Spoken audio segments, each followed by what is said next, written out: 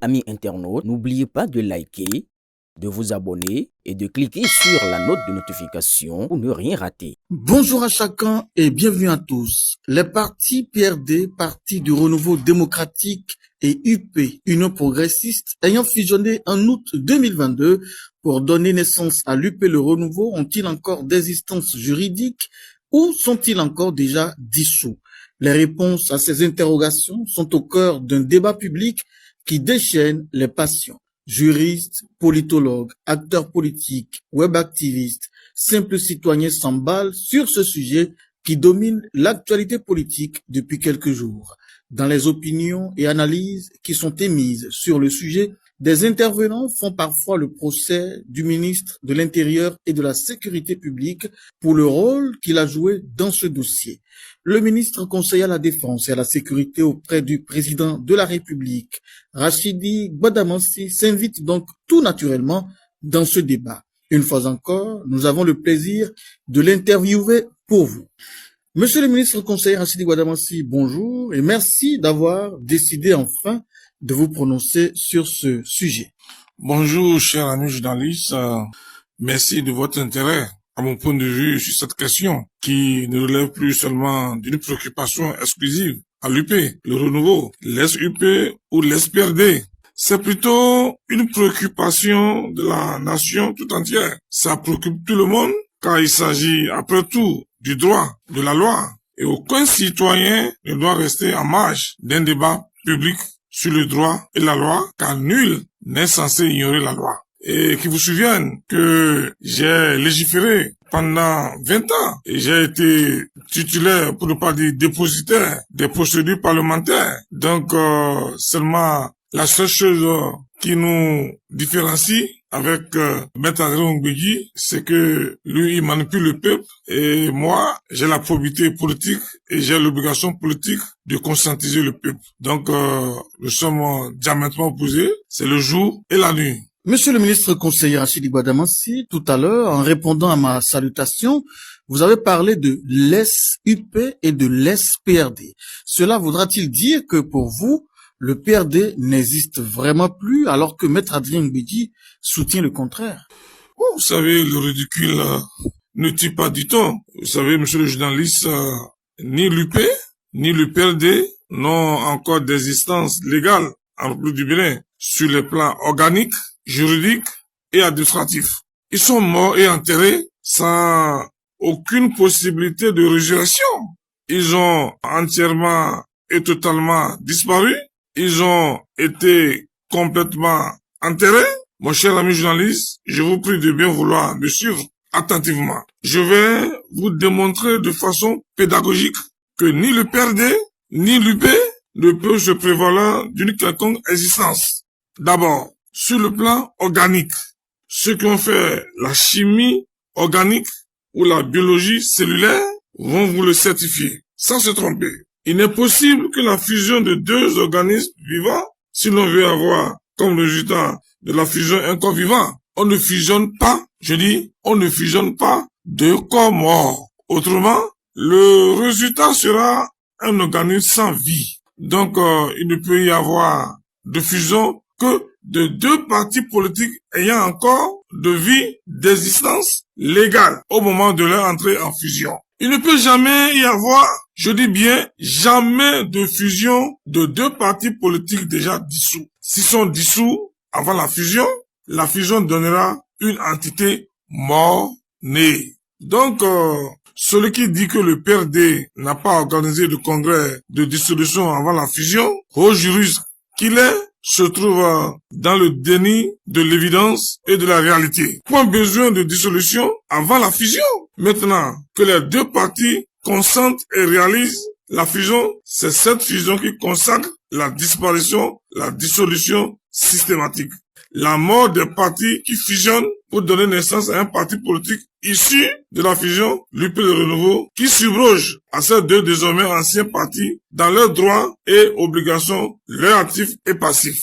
Aussi bien, chers amis journalistes, toute dissolution des partis concernés avant la fusion rendrait impossible, inopérante, la fusion. Aussi bien, aucun congrès de dissolution n'est plus pertinent après la fusion. Car la fusion a déjà eu pour conséquence la disparition, la dissolution des partis ayant fusionné. Ça, c'est naturel. C'est la nature de la vie humaine, animale et végétale qui est ainsi faite. C'est pour cette raison que je parle de plan organique.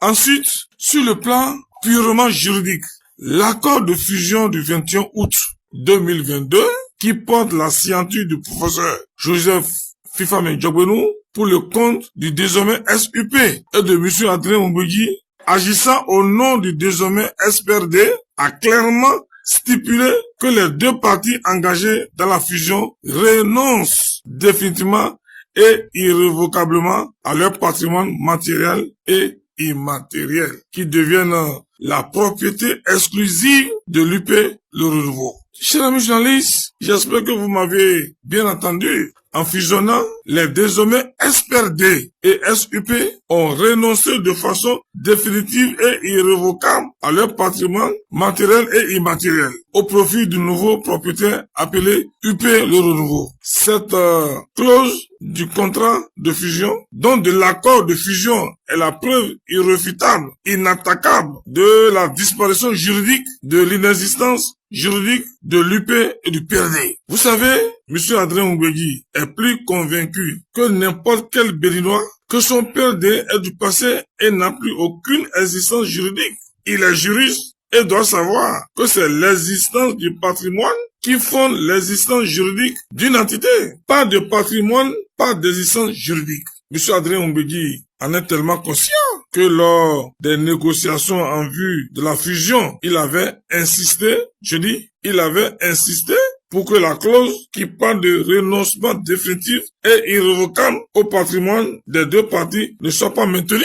Fort heureusement que du côté de l'UP, ils ont tenu bon pour résister. C'est ce qui justifie le fait que lors du congrès de fusion du 21 août 2022, il disait dans son discours qu'il n'a pas trop voulu épiloguer sur certains détails de l'accord et que la chose la plus importante, c'est la confiance. Le détail auquel il faisait allusion, c'est le renoncement définitif et irrévocable au patrimoine. C'est ce bout de phrase qui fait disparaître à jamais les deux parties ayant fusionné. 8 mois avant la fusion, M.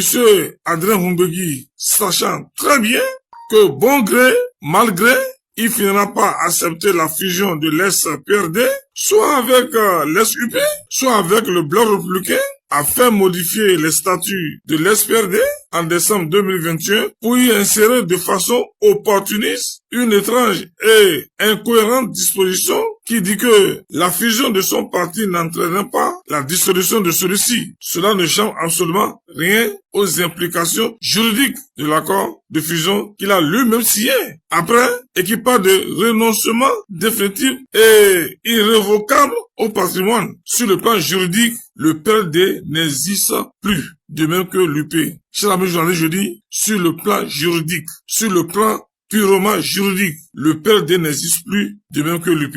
Enfin, sur le plan administratif, l'arrêté de radiation du PRD et de l'UP du répertoire des partis politiques légalement constitués en République du Bénin a été signé par le ministre de l'Intérieur et de la Sécurité publique depuis novembre 2022.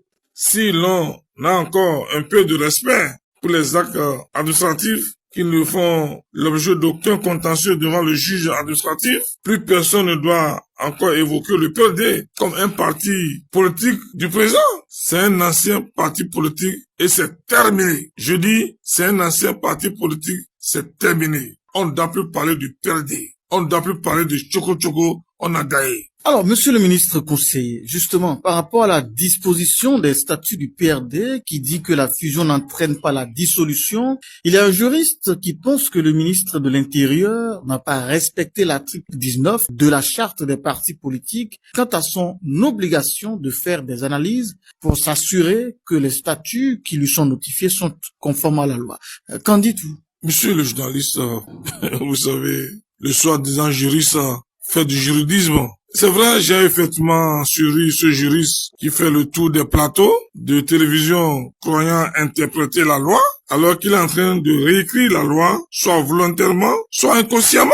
La liberté d'interprétation de la loi ne lui donne pas le droit de réécrire la loi. J'ai fait partie de la 7e législature qui a mis en place la loi portant charte des partis. J'ai aussi appartenu à la 8e législature qui a modifié certaines dispositions de cette charte des partis politiques. Je suis très bien placé pour le rectifier, pour le ramener à l'ordre. Il est en train d'errer en droit et je pense que, en tant que législateur, j'ai l'obligation de ramener le droit à sa place. L'article 19 de la loi du 17 septembre 2018 portant charte des partis politiques fait obligation au ministre de l'Intérieur, dans un délai de 2 mois, de faire procéder à toute étude, toute recherche et toute enquête pour s'assurer que le dossier de constitution de parti politique déposé à ces services est conforme à la loi. C'est un article qui est applicable uniquement, je dis bien uniquement, dans un cas de constitution de parti politique, donc de création de parti politique.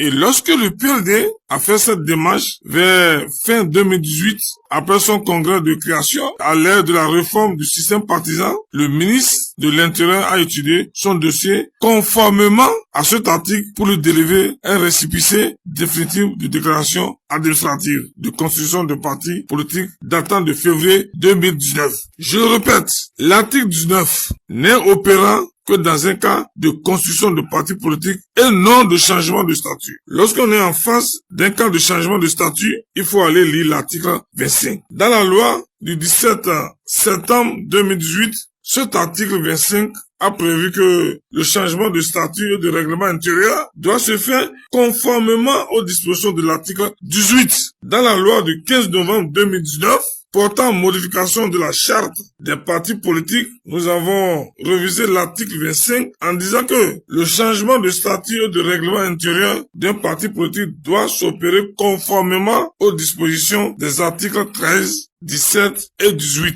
Jamais nous n'avons ajouté l'article 19. Ceux qui ont ajouté l'article 19 font une confusion. Si en tant que législateur, on voulait prescrire au ministre de l'Intérieur la même obligation pour les cas de constitution du parti politique que pour les cas de changement de statut, on aurait précisé expressément qu'il faut respecter l'article 19. Mais on s'est limité uniquement au respect des articles 13, 17 et 18 en cas de changement de statut. Nous savons pourquoi c'est ainsi fait. C'est justement à cause de la vénalité de certains responsables politiques comme Maître Adrien Ngbeji qui peuvent en arriver à changer les statuts de leur parti au gré de calculs électoralistes, espérant donner du boulot au ministre de l'Intérieur qui a autre chose à faire. Chaque parti est libre de changer ses statuts, mais aucun statut d'un parti politique n'est au-dessus d'un arrêté ministériel dans la hiérarchie d'un homme juridique. Que quelqu'un ait pu écrire dans ses statuts que la fusion n'entraîne pas la dissolution, c'est son problème, c'est son droit le plus absolu, c'est son affaire.